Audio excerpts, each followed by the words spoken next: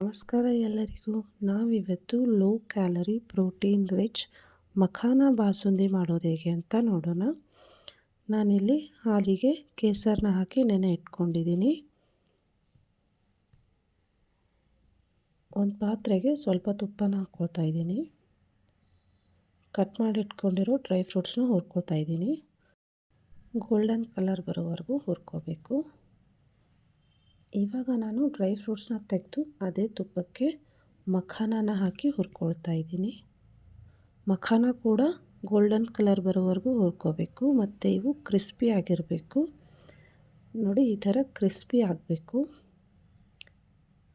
ನಾನಿವಾಗ ಮಿಕ್ಸಿ ಜಾರ್ಗೆ ಯಾಲಕ್ಕಿನ ಹಾಕ್ಕೊಳ್ತಾ ಇದ್ದೀನಿ ಮತ್ತು ಹುರಿದಿಟ್ಕೊಂಡಿರೋವಂಥ ಮಖಾನನ ಹಾಕ್ಕೊಳ್ತಾ ಇದ್ದೀನಿ.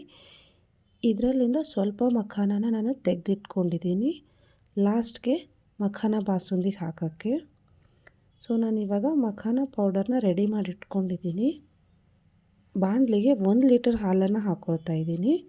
ಇದಕ್ಕೆ ನಾನು ನೆನೆಸಿಟ್ಟಿರೋವಂಥ ಕೇಸರನ್ನ ಹಾಕ್ಕೊಳ್ತಾ ಇದ್ದೀನಿ. ಹಾಲು ಕುದಿ ಬಂದಮೇಲೆ ಇದಕ್ಕೆ ನಾವು ಮಖಾನ ಪೌಡರ್ನ ಹಾಕ್ಕೋಬೇಕು. ಕುದಿ ಬರೋ ಮುಂಚೆ ಹಾಕ್ಕೊಂಡ್ರೆ ಮಖಾನ ಪೌಡರ್ ಗಂಟಾಗೋ ಚಾನ್ಸಸ್ ಇರುತ್ತೆ. ನೀವು ಇದಕ್ಕೆ ಶುಗರ್ನ ಕೂಡ ಹಾಕಿ ಮಿಕ್ಸ್ ಮಾಡ್ಕೋಬೋದು. ನಾನಿಲ್ಲಿ ಶುಗರ್ನ ಹಾಕ್ಕೊಳ್ತಾ ಇಲ್ಲ. ಇವಾಗ ಕಟ್ ಮಾಡಿ ಇಟ್ಕೊಂಡಿರೋಂಥ ಡ್ರೈ ಫ್ರೂಟ್ಸ್ನ ಹಾಕ್ಕೊಳ್ತಾ ಇದ್ದೀನಿ.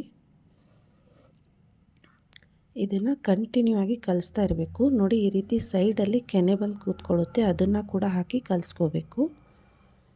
ನೋಡಿ, ಈ ರೀತಿ ಗಟ್ಟಿಯಾಗಿ ಬರೋವರೆಗೂ ಕಲಿಸ್ತಾನೆ ಇರಬೇಕು. 1 ಲೀಟರ್ ಹಾಲು ಅರ್ಧ ಲೀಟರ್ ಹಾಲು ಆಗೋವರೆಗೂ ಬೇಯಿಸ್ಕೋಬೇಕು. ಇದಕ್ಕೆ ನಾನು ಸೈಡ್ ತೆಗೆದಿಟ್ಟಿರೋ ಮಖಾನನ ಹಾಕ್ಕೊಳ್ತಾ ಇದ್ದೀನಿ. ಒಂದು 2ರಿಂದ 3 ನಿಮಿಷ ಬೇಯಿಸ್ಕೊಂಡ್ರೆ ಮಖಾನ ಬಾಸುಂದಿ ರೆಡಿ. ಈ ಚಳಿಗಾಲದ ಟೈಮ್ನಲ್ಲಿ ಈವ್ನಿಂಗ್ ಈ ಥರ ಒಂದು ಡೆಸರ್ಟ್ ತಿನ್ನೋಕ್ಕೆ ತುಂಬ ಖುಷಿಯಾಗುತ್ತೆ. ನೀವು ಟ್ರೈ ಮಾಡಿ ನೋಡಿ. ನನ್ನ ವಿಡಿಯೋಸ್ ನಿಮಗೆ ಇಷ್ಟ ಆದರೆ ಮರೀದೆ ಲೈಕ್, ಶೇರ್ ಆ್ಯಂಡ್ ಸಬ್ಸ್ಕ್ರೈಬ್. ನೋಡಿ, ಇವಾಗ ಬಾಸುಂದಿ ರೆಡಿ ಆಗಿದೆ. ನಾನು ಇದ್ರ ಮೇಲೆ ಸ್ವಲ್ಪ ಹನಿನ ಹಾಕ್ಕೊಳ್ತಾ ಇದ್ದೀನಿ, ಸ್ವಲ್ಪ ಸ್ವೀಟಾಗಿರಲಿ ಅಂತ. ನೋಡಿ, ಇವಾಗ ಕ್ರೀಮಿ ಆ್ಯಂಡ್ ಥಿಕ್ ಬಾಸುಂದಿ ಸವಿಯಲು ಸಿದ್ಧ. Thank you.